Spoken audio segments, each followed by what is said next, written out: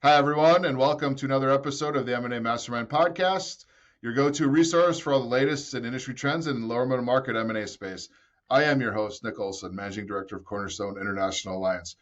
This show, we bring in a mastermind, and we talk about a topic, and we all learn from their experience and how they've handled certain situations or their expertise diving into a topic that will help us level up our M&A practice. Today's guest, I'm super excited about, and we have a lot to talk about as we end the 2023 year, and it's a crazy busy time. We're all seeing a lot of different things out there, and I think, the way the end of the year is going, hopefully that bodes well for a great 2024. She is a partner at Touchstone Advisors in the northeastern part of the country. Deborah Agrafojo is our guest today. Deborah, welcome to the M&A Mastermind Podcast. Glad to be here, Nick. Awesome. Well, I appreciate your time. And so today, you should feel very privileged and lucky to be my last guest in the inaugural year of the M&A Mastermind Podcast for 2023. And what better way than to talk about how this crazy year is ending. A lot of ups and downs. I think from what I'm hearing from a lot of people in our group and externally, this is a crazy busy time. And I think you would echo those sentiments based on our conversations recently. Yeah, we're very, very busy. So yes, definitely. So busy at work.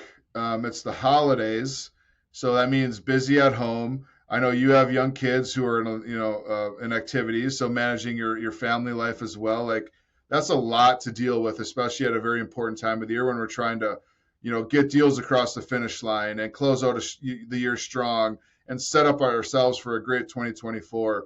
And so I want to dive into, first the business side of things. So if you could, actually first, let's take a step back. Tell us a little bit about yourself, kind of your background and how you got into M&A. So I didn't come directly into M&A because nobody told me it was a thing when I was in school. That would have been helpful if I'd known that. So I kind of took an indirect route. I taught middle school for 10 years, and then I had my kids, and I don't sit still well. I'll try not to twitch here, but it doesn't work well. I don't sit still. So when I had my kids, I opened up my own gluten-free vegan bakery, and then made a foray into the retail space and went for an expansion and did a friends and family capital raise. And in the process, met the founder of Touchstone, who worked with me to talk through some negotiations and then said, hey, are you actually sure you want to be at the facility at 4 a.m. when your manager doesn't show up to start the line of cupcakes? No, I actually don't want to do that.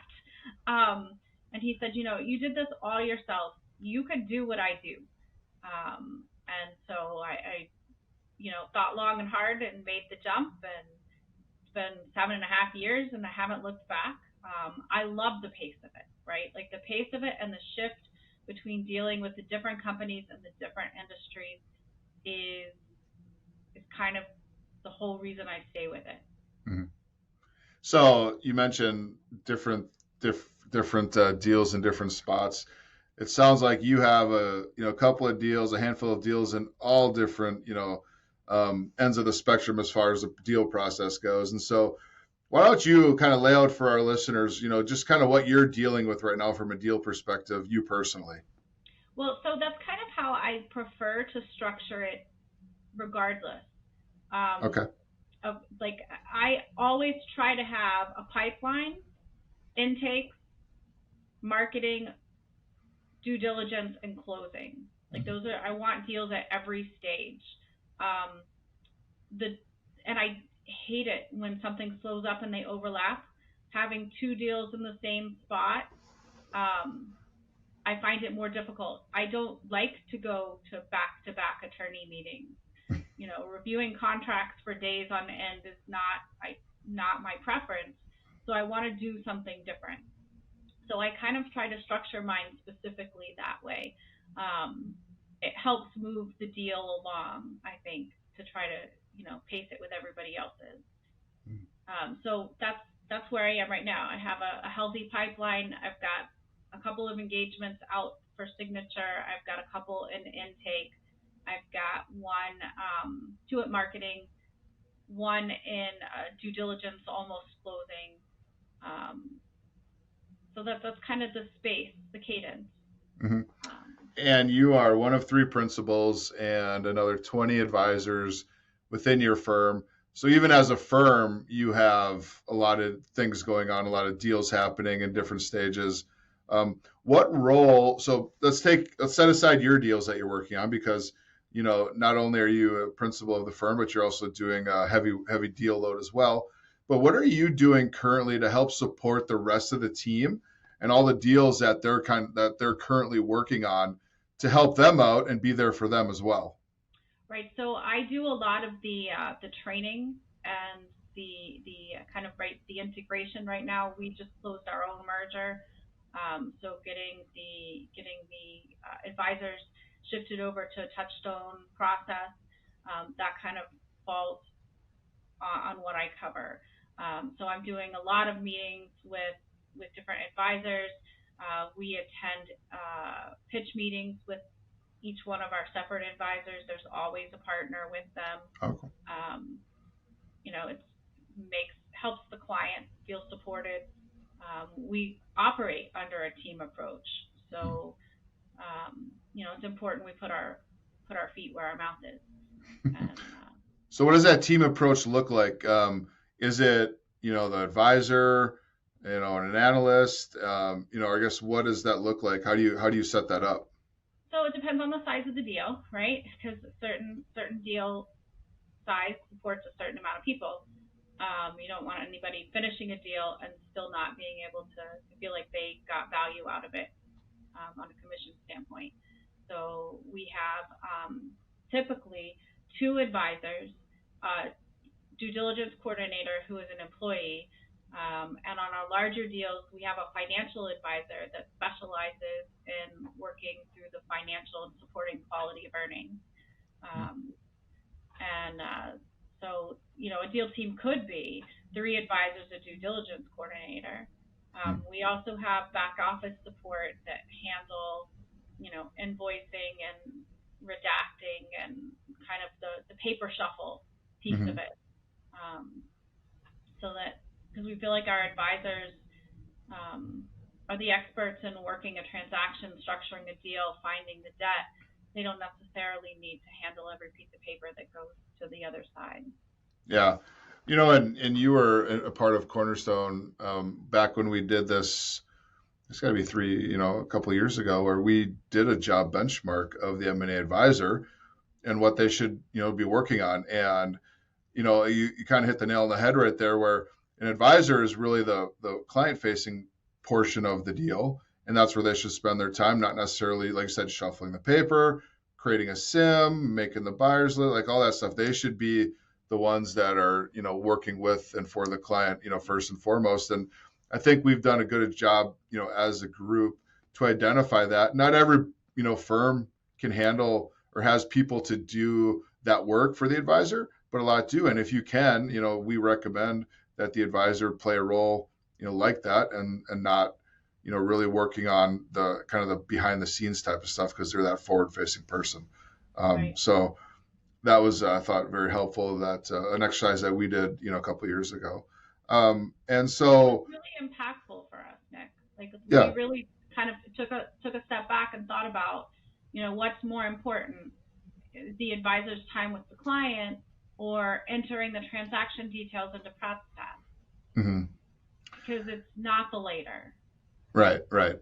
And you know what? We got a lot of great input from a lot of our group. And, one of the things, I think the one, if I can remember off the top of my head correctly, is, building that trust with the client.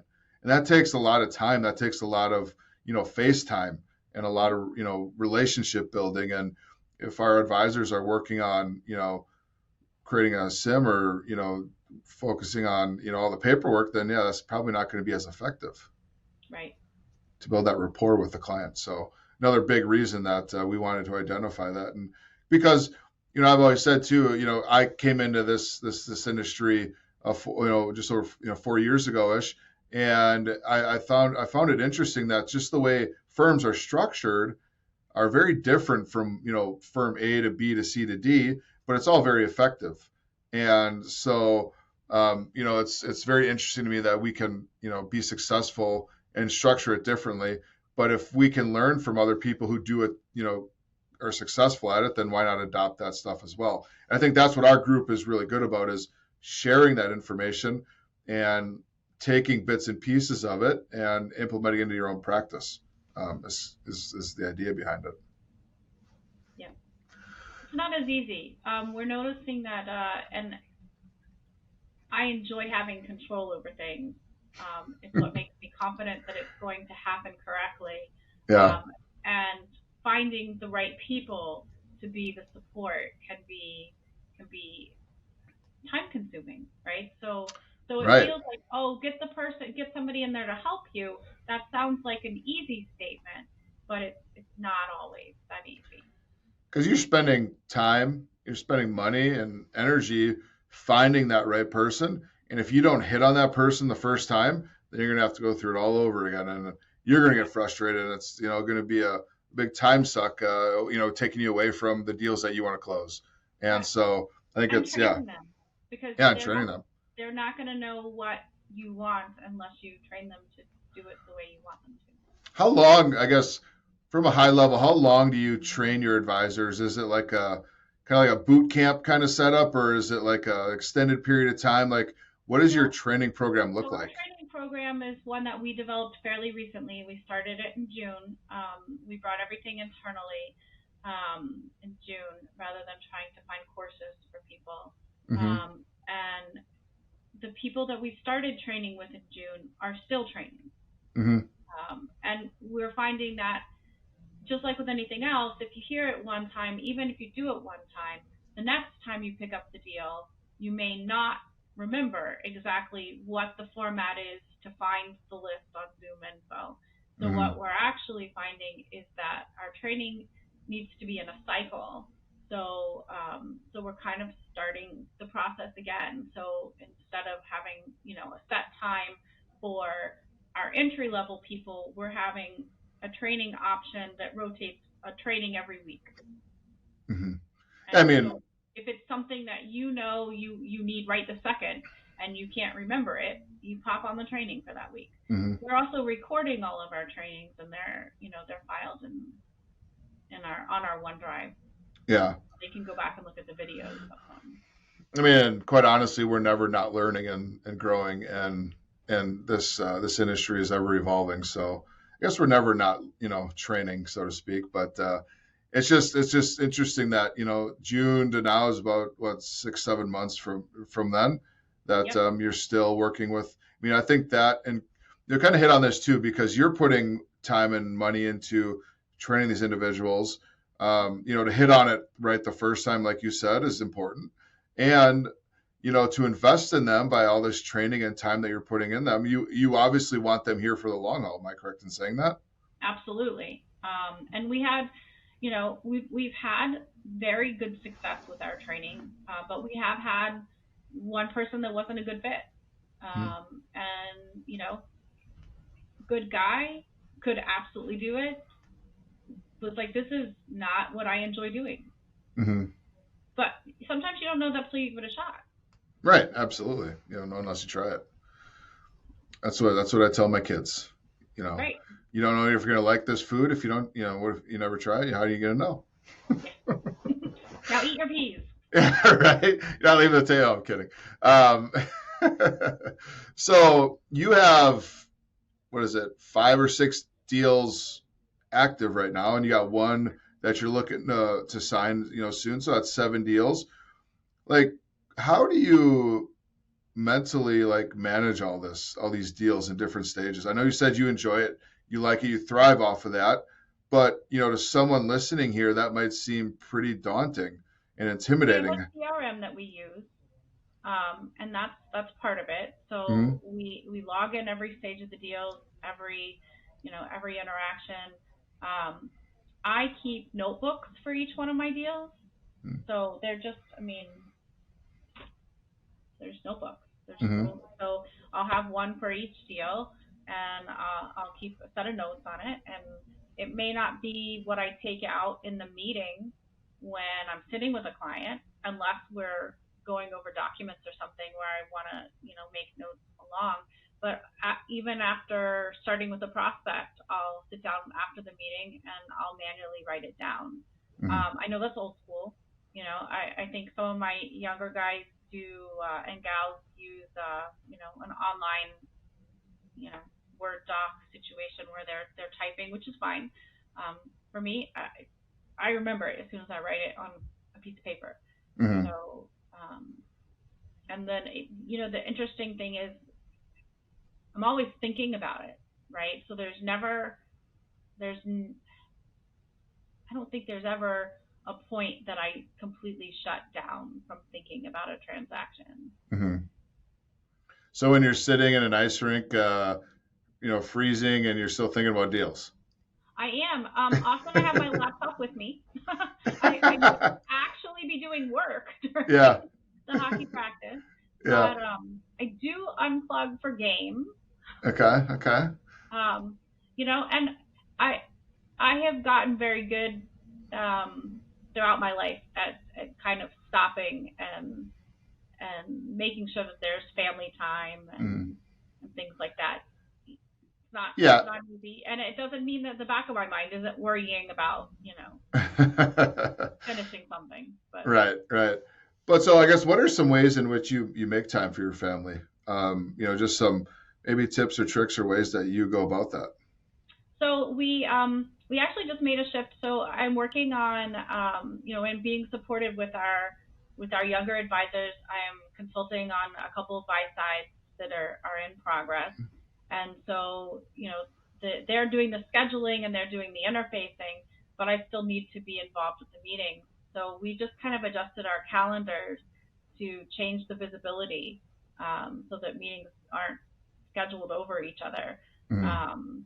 And in doing so, the odd thing that came about is I have to actually log my time. Like when it was just my calendar, it didn't really matter. I could remember when an appointment was or when a school pickup was, but now if somebody else is looking at my calendar, I need to have all that in there. Mm-hmm. So it kind of gave me the time to think about it. So I try over the weekends to go in and block off anything that, is important, that needs to be worked around. Mm-hmm.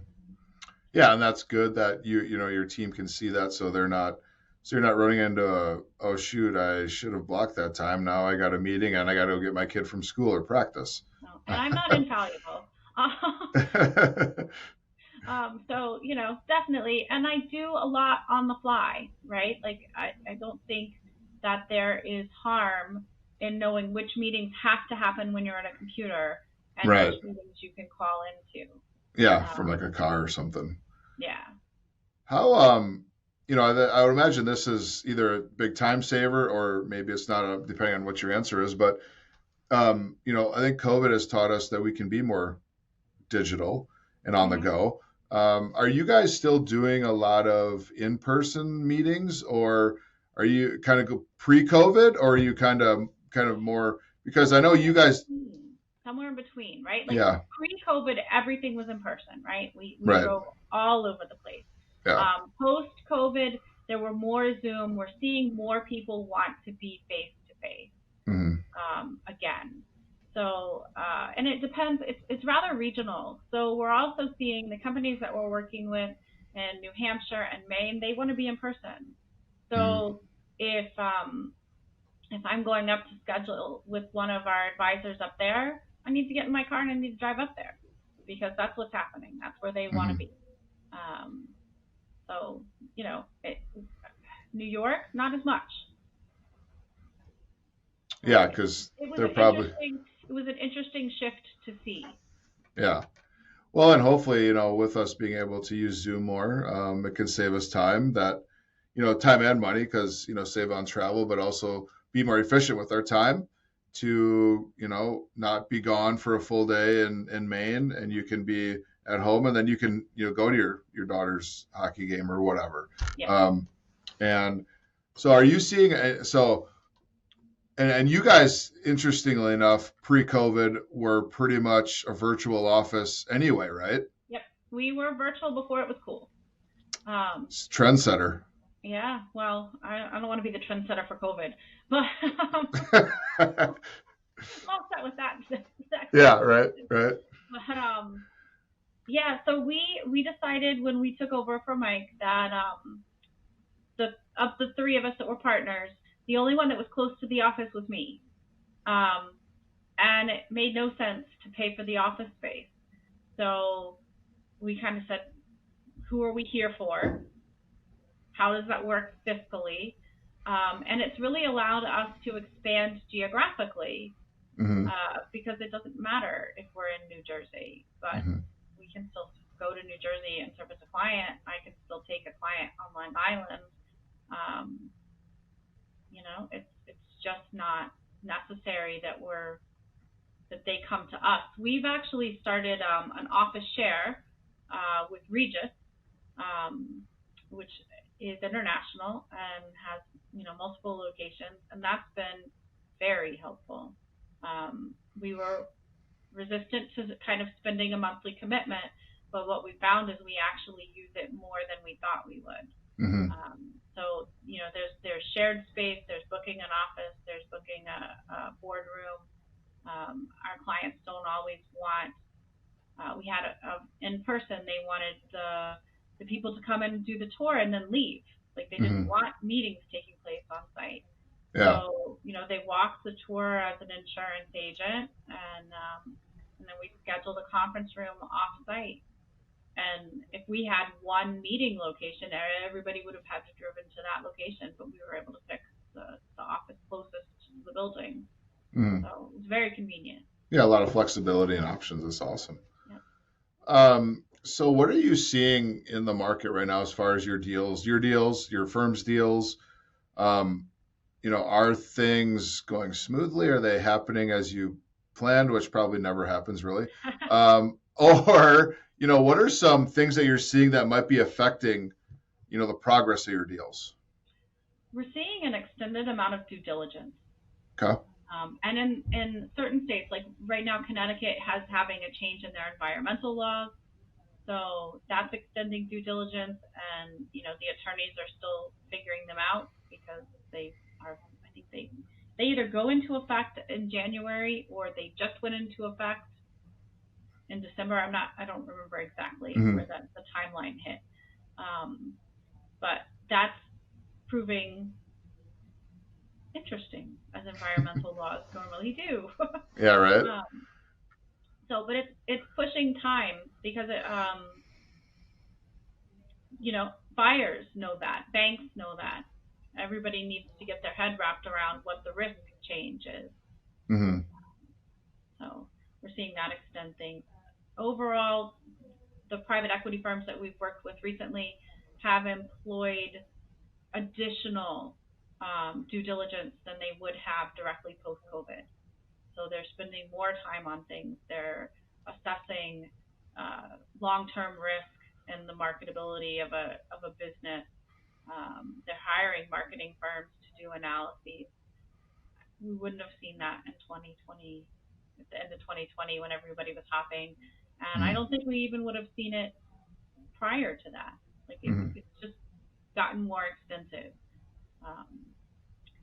It would be nice if the interest rates continue not to be raised. It would be nice if the market were to stay in the positive flux that it is currently. I don't know that those two remain aligned, but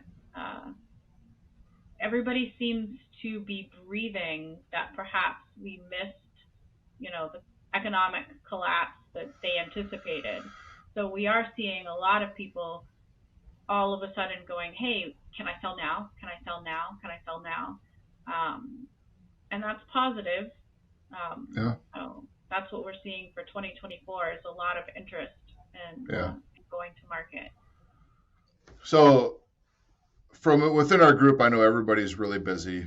I know you can only speak to your own firm, but when you say I'm really busy, from a deal perspective, is it is it because deals are closing now? They're finally closing, or is it more, due diligence taking longer? We're trying to, push deals along, but it might be taking a little bit more time, and that's consuming more of my time, or is it a mix of both, or other factors? So we had some that delayed, that we wrapped up, mid-year, that should have wrapped up Q1, because they got caught up in that whole interest hike after hike after hike. Mm-hmm. And then we have the end of the year rush, right? Like there's a certain amount of deals where it impacts working capital, it impacts something where you really want it to close by the end of the year. So we have that going on at the firm. We had several deals that got broken during that interest rate. I don't even know what to call it. The interest rate series. And so those deals had to be remarketed and perhaps go back to a second buyer or be put back together with the same buyer but a different bank. And that delayed. So I feel like the end of our year, we have some faster pacing because of that. But I think we are seeing at least a lot more intake, a lot more initial meetings, a lot of pipeline building, a lot of interest of, is this a good time? What happened, to multiples? People want to know those things. Mm-hmm. That's awesome. I mean, that got to give you some positivity going into next year, right? I am very positive about 2024. So if I were to say this time next year, if I have you back on next year, do a version 2 of this to see and compare, what are your thoughts right now as to, realistically, from a year from now, what you'll say how 2024 went for you and your firm and, personally, and then just overall transactions happening. I mean, I hope that we have successful exits for all the people we're meeting with right now, right? Mm-hmm. All within this year. Hopefully I'm done with all of those guys. Because if not, then their deal took too long. Yeah. But everything is dependent. Even I just said this to a prospect this morning, actually. This all sounds good. And can we do it in 9 to 12 months? Probably. What does it depend on? A lot of macro things we have zero control over. But a lot of micro things, like, did my client just book a 16-day cruise? That'll have an impact. Right. So if I can't get information for 16 days, then it's going to impact your timing. Mm-hmm. So, crystal ball. Yeah, right. If we all had one. So are you still telling clients right now that deals take 9 to 12 months? Or is it always that caveat? It depends, right? Yeah, it depends. But that's pretty standard, unless you're coming to me saying, I've got 3 people interested and I want you to get us ready to go to market, but these 3 people are more important. Like that. But the standard person that's just learning what they need to give us, yeah. So is that, I guess the better way to ask that question would be, are the overall deal timeline taking about the same amount of time as the last year or two? Or is it a little longer? I think we're probably pushing that 12 months instead of the 9 months. Okay. But I think it's still just about the same scope of time. Yeah. And like I said, there's a lot of macro things that we can't control, but what are some things that you come top of your mind with this question that you want to be cognizant of to make sure that you control that it aren't delaying, the timeline of the deal? So that's part of why I space my deals out. Good point. So that things get processed, because we have the back office resources. I am very cognizant about making sure our researcher can be available when the list is ready. Our sim writer can be available when the data is collected. Our due diligence coordinators are not pulling their hair out like they may be currently, because we've got a couple closings back to back. So that's firm management too, right? So we're trying to get kind of a whole breadth of transactions timed so that they fit in the space that we can operate them. Yeah. Yeah, it's from a firm level, there's a lot of moving parts that impact that, and so set business aside, which is all time consuming as you know, but we're coming up on the holidays here, and that's a week that a lot of stuff can get done, or it can be very slow, depending. But how are you planning to make time for family during the holidays and still, keeping your pulse on all the stuff that you need to get done before the end of the year? That's a really good question. There are people coming to my house on Christmas Eve and Christmas Day.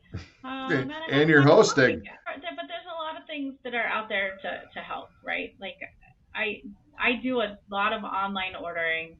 I'll pre-order groceries and just go pick them up. There are some corners that I can cut like that mean I can be awake at 1:00 in the morning and ordering groceries. Right. That's when it fits my schedule. However, the grocery store does not want to be open then. Right. They still get it ready for you bright and early in the morning. Exactly. How about kids' activities and things like that? Are they busy right now? So my youngest is at a day school instead of a public school, so she's already off. Okay. And so that's nice, except that means she is trying to, work her own job and needs rides there because she's not quite old enough to get there. And, playing on 2 hockey teams, so 2 sets of practices. And my oldest is back from college and she wants to, cook and bake cookies and do all the fun Christmas stuff. All the fun Christmas stuff. So, yeah. You just do it. You just put one foot in front of the other. Yeah. Can't think about it too much. Can't worry about it. Just try to spend time with the family and try to get your work done. And, typically it works out, right? Pretty much. Schedule it as much as you can. Yell at them when they do things like break their hockey stick that needs to be replaced immediately. Which we were just talking about is not a cheap something to break, right? No, not fabulous, but kind of necessary. She can't go out without it. Right. So last question I have for you, and then want to wrap up here too, is you have a deal that's almost done with due diligence, looking to close, and that's going to transition into the first part of 2024. So anything that you're focused on doing just to make sure that deal is set up for success to actually, to close when it's, you want it to close here in the first part of the year? Yeah, it's actually been that one's a fairly entertaining process. It's a smallish size deal, but it's a large PE firm making the purchase. And apparently, they have the same punch list regardless of the size of the transaction. So they have 13 attorneys. We just had an environmental call for a leased building with 8 people reviewing it. So I do not want to pay their due diligence bill because that's going to be awful. Yeah. But it is theirs. So, and that's what they want. That's what they want to do. So it's really a matter of crossing all your I's and dotting all your T's. Do that the other way, and it works better. I like saying it that way too. But so you just have to go through everything. I was just scrubbing through our due diligence folders because they've had so many people asking for things. They're asking for the same stuff over and over again. And I'm like, I absolutely know I have seen that. I remember seeing it. And our coordinator can't put her hands on it, so we're going to have to go back to the client, which I hate to do because I know he knows he gave it to us. Yeah. But it is what it is. Yeah. Yeah. Well, Deborah, thank you so much for your time today. It was awesome talking with you. I know you're super busy, as we just found out. Best of luck on all the deals that you're looking to close this year and continuing to push through to next year.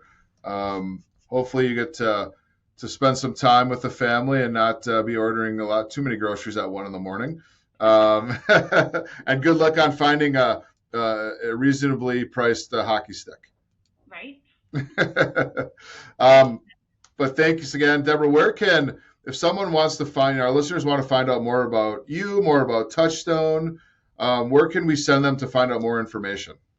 So our website is touchstoneadvisors.com. That's a great That's the best place. resource. Okay. I'm on LinkedIn. Okay. We're on LinkedIn.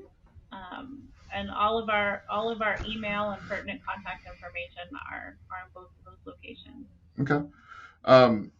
And I would like to say again, Deborah, thank you. You can find this episode and all of our episodes at cornerstoneia.com/podcast. Help Deborah and myself out by liking, commenting, sharing this episode. Pass it along to anybody who you think might benefit from our conversation here today. And best of luck to everybody on closing out 2023. And best of luck to a great start of 2024. Until next time, guys, thanks.